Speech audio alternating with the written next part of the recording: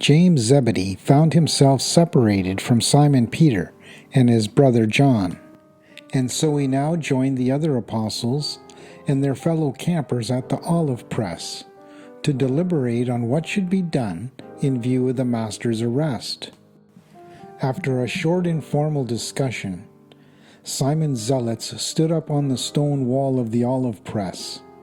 and making an impassioned plea for the loyalty of the master and the cause of the kingdom, exhorted his fellow apostles and the other disciples to hasten on after the mob and effect the rescue of Jesus.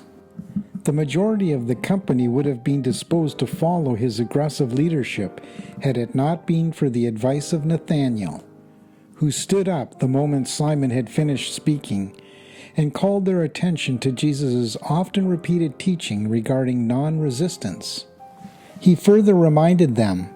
that Jesus had that very night instructed them that they should preserve their lives for the time when they should go forth into the world, proclaiming the good news of the gospel of the heavenly kingdom. And Nathaniel was encouraged in this stand by James Zebedee, who now told how Peter and others drew their swords to defend the master against arrest,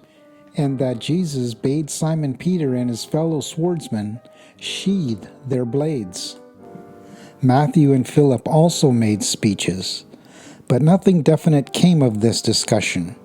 until Thomas, calling their attention to the fact that Jesus had counseled Lazarus against exposing himself to death, pointed out that they could do nothing to save their master, inasmuch as he refused to allow his friends to defend him, and since he persisted in refraining from the use of his divine powers to frustrate his human enemies. Thomas persuaded them to scatter, every man for himself,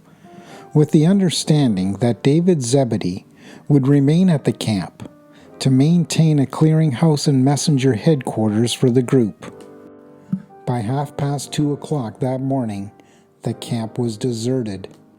The Urantia book, paper 183, section 4, paragraph 1.